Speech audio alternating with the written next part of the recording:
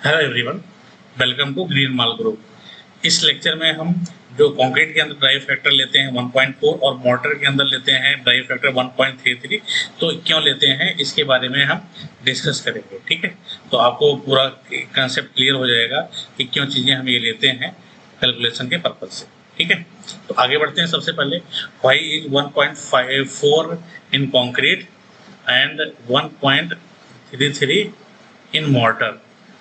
ठीक है, ये हम लेते हैं एज ए ड्राइव फैक्टर। ठीक है, तो इसमें कंसेप्ट हमारा एक आता है टेक्निकल टर्म। अगर आप इंटरव्यू में आपसे पूछा जाए तो आप ये वाला टेक्निकल टर्म यूज करोगे, वाइड रेशियो कंप्रेसिबिलिटी। ये होता क्या है कि जो हमारे पास मटेरियल्स होते हैं कंक्रीट या मोटर में जो यूज करते हैं सीमेंट, सैंड एंड एग्रीगेट, उसको क्या होता है जब हम उसमें वाटर मिक्स करते हैं तो उसके वॉल्यूम में डिक्रीज आता है। ठीक है, ओवरऑल जो हमारा ड्राई मटेरियल होता है उसका वॉल्यूम ज़्यादा होता है, जब वाटर मिक्स करते हैं उसका वॉल्यूम कम हो जाता है। तो फाइनली हमें जो क्वांटिटी कैलकुलेट करनी होती है, हमारे पास बेड क्वांटिटी अवेलेबल होती है, बेड वॉल्यूम, उससे हम ड्राई में कन्वर्ट करने के लिए फैक्टर का यूज करते हैं। ठीक है, तो वो टोटली डिपेंड करता है हमारा वाइड रेशियो कंप्रेसिबिलिटी पे। एक प्रॉपर ग्राफ बनता है और एवरी सोर्स अलग अलग सोर्स के लिए अलग अलग वैल्यू जाती है, इसलिए हमारे ड्राइव फैक्टर वेरी करते हैं। ठीक है, ड्राइव फैक्टर हमारे वेरी करते हैं, बट हम प्री कैलकुलेशन के पर्पज से 1.54 in concrete and 1.33 in motor में पकड़ के चलते हैं। ठीक है, अगर हम कॉन्क्रीट का वेरिएशन देख लें, नॉर्मली आप जो है ये नोट डाउन करके रखेंगे 1.52 से 1.57 तक हमारा ड्राइव फैक्टर वेरी करता है कॉन्क्रीट। ठीक है, ये आप नोट करिए। दूसरा पॉइंट ये है कि जो हमारा मोटर होता है उसमें कितना वेरी करता है वो देख लेते हैं। उसमें 1.27 से 1.34 तक वेरी करता है। ठीक है, बट हम प्री कैलकुलेशन के पर्पज से 1.33 इसमें लेंगे और कंक्रीट के लिए हम 1.54 लेंगे। ठीक है, तो इसी का जिक्र इस लेक्चर में हम करेंगे, तो इसमें कोई भी कंफ्यूजन ना हो, इसलिए हम प्रॉपर्ली एक एक चीज आपको समझा रहे हैं। आप प्रॉपर्ली नोट्स बना के इसको रखिए, आपके इंटरव्यू पर्पज से बहुत इंपॉर्टेंट होने वाला है। ठीक है, अब इसमें देखें वाइड रेशियो पर्पज से हम कंक्रीट की अगर बात करें तो हमारा सीमेंट के अंदर क्या होता है, जो वाइड से हम लेके चलते हैं निग्लिजिबल ऑलमोस्ट जीरो होता है। ठीक है, सैंड के अंदर 20% होता है और एग्रीगेट के लिए 30 to 34% होता है इन कॉन्क्रीट। ठीक है, सेम मोटर के अंदर सीमेंट में हमारा जीरो, सैंड में 20%, बट एज पर IS 383 के अकॉर्डिंग हमें ये सारी चीजें वैल्यू हमारे पास डेंसिटी भी आती है और वेस्टेज जो है वो भी वहाँ पे जिक्र किया गया है कि आप हैंड मिक्स कर रहे हैं, मोटर बना रहे हैं, तो आप वेस्टेज 4 to 13% आप वेस्टेज पकड़ के चलेंगे मोटर के अंदर। ठीक है, तो ये सारी चीजें आपको ध्यान में रख के चलनी है। सेम डेंसिटी की बात कर लें हम, डेंसिटी भी कुछ चीजें आपको याद करके रखना होगा कुछ कंसेप्ट समझने के लिए।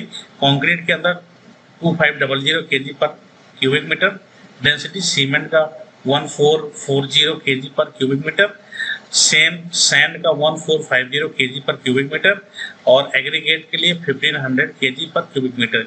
ये जो मैं डेंसिटी आपको बता रहा हूँ ये सोर्स के अकॉर्डिंग वेरी करता है, क्योंकि हमारा डेंसिटी किस पर डिपेंड करता है, स्पेसिफिक ग्रेविटी के ऊपर। ठीक है, स्पेसिफिक ग्रेविटी जिस तरह से चेंज होगा उस तरह से हमारी डेंसिटी चेंज होती है। ठीक है, तो अभी फिलहाल हम ये डेटा लेकर के चल रहे हैं। जनरली आपको देखोगे सैंड की वैल्यू 1300 हो सकती है, 1400 हो सकती है, 1600 भी हो सकती है। एग्रीगेट का भी सेम वैल्यू 1600 हो सकता है, 1550 हो सकता है। ठीक है, तो ये सारे वेरी कर सकते हैं depend upon the source of the material. ठीक है, तो ये टेस्ट के अप्रॉक्स टेस्ट के बाद ही कंफर्म पता चलता है कि इसकी डेंसिटी क्या है। वाटर और कंक्रीट का आप फिक्स लेके चल सकते हैं 25 के 100 kg पर क्यूबिक मीटर एंड वाटर का 1000 kg पर क्यूबिक मीटर। ठीक है, तो आगे बढ़ते हैं, हम कंसेप्ट देखते हैं। ये बेसिक चीजें हैं जो आपको कंसेप्ट समझने से पहले पता होनी चाहिए। अब आगे हम देखते हैं व्हाट इज 1.4 इन कंक्रीट में। हम अगर पहला हम वाइड रेशियो कंप्रेसिबिलिटी के बेसिस पे अगर हम फाइंड आउट करें तो हमारा जो वॉल्यूम चेंज आएगा वो आएगा क्या, सीमेंट के कारण सीमेंट में कितना है 0, प्लस सैंड में है हमारा कितना 20%। ठीक है, और हमारा एग्रीगेट में हम मैक्सिमम पकड़ के चलते हैं 34, तो ये कुल मिला के हमारा कितना बनता है 54%। ठीक है, अब 54% बनता है, तो अगर हम ड्राई वॉल्यूम की बात करें, ड्राई वॉल्यूम की, ठीक है, ड्राई वॉल्यूम की बात करें तो वो कितना हो जाएगा, ये 54% आपको इंक्रीज कर देना है बेड को। तो 54% मतलब 0.54, तो 1 में अगर आप ऐड करेंगे तो 1 कितना हो जाएगा 1.54 ऑफ बेड।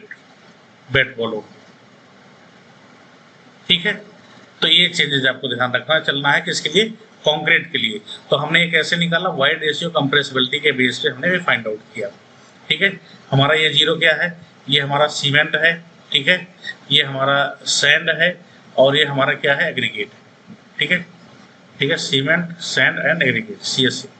ठीक है, अब आगे हम सेकेंड मेथड देखते हैं, what is the 1.54 in concrete. Concrete के अंदर 1.54 कैसे आएगा, वो हम डेंसिटी के बेसिस पे देखते हैं। ठीक है, तो मैंने आपको डेंसिटी बता दी थी। तो अगर हम हमारे मटेरियल के अंदर क्या होगा, सीमेंट होगा, सैंड होगा, एग्रीगेट होगा, वाटर होगा, ये चार मटेरियल से मिलके हमारा क्या कंक्रीट बनेगा। अगर इन चारों मटेरियल का हम एवरेज ले लेते हैं इनके डेंसिटी का, ठीक है, तो अगर हम एवरेज लेना चाहें तो कितना आएगा, 14400 प्लस 1450 प्लस 1500, ठीक है, प्लस 1000। ठीक है, इनका हम एवरेज लेंगे। ठीक है, इनका हमें लेना है एवरेज। ठीक है, तो डिवाइड बाई हम 4 करेंगे एवरेज के केस में। तो अगर आप इनको एवरेज करते हैं, तीनों को ऐड करके एवरेज करेंगे तो आपकी वैल्यू आएगी 1347.5 kg पर क्यूबिक मीटर। ठीक है, ये आपकी एवरेज वैल्यू है। ठीक है, मटेरियल की आपकी एवरेज वैल्यू है। अब कंक्रीट की आपकी वैल्यू क्या होती है, ये होती है।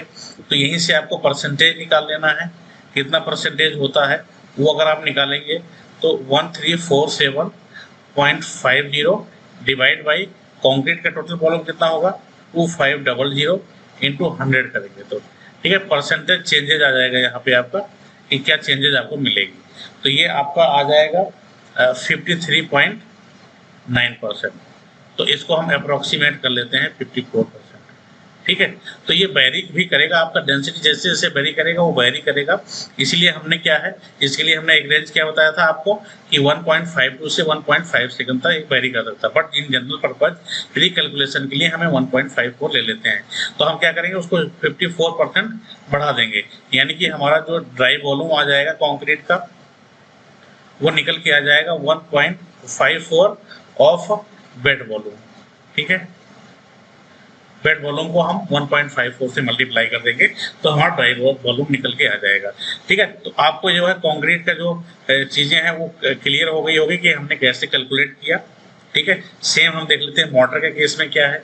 मोटर के केस में प्योरली हम कैलकुलेट करेंगे वाइड रेशियो कंप्रेसिबिलिटी के ही बेस पे करेंगे। ठीक है, तो इसमें इन जनरल अगर हम इनको ऐड करना चाहें तो सीमेंट का हमारे पास 0 है और सैंड का 20 है और इसका हम पकड़ चलते हैं 13 पकड़ भी चलते हैं।